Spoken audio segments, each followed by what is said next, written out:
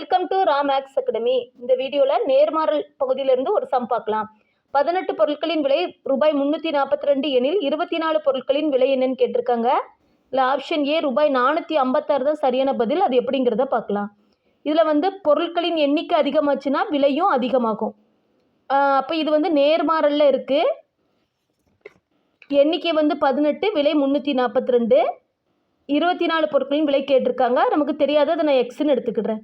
நேர்மாறலில் இருந்ததுன்னா என்ன பண்ணணும்னா, கீழே உள்ள நம்பரை மேலே எடுத்துக்கோங்க, மேலே உள்ளதை கீழே எடுத்துக்கோங்க. இப்போ 24/18 ஈக்குவல் டு x/342. நமக்கு தேவை எக்ஸ் தான். ஸோ எக்ஸை ஒரு சைடு வச்சுட்டு மீதியெல்லாம் இந்த பக்கம் கொண்டு போகிறோம். அப்போ 24 × 342/18.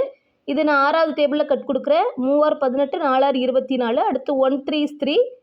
இது 114 டைம்ஸ் இருக்கும். இப்போ இது ரெண்டையும் மல்டிப்ளை பண்ணால் 456. அப்போ ஆப்ஷன் ஏ ரூபாய் 456 தான் சரி.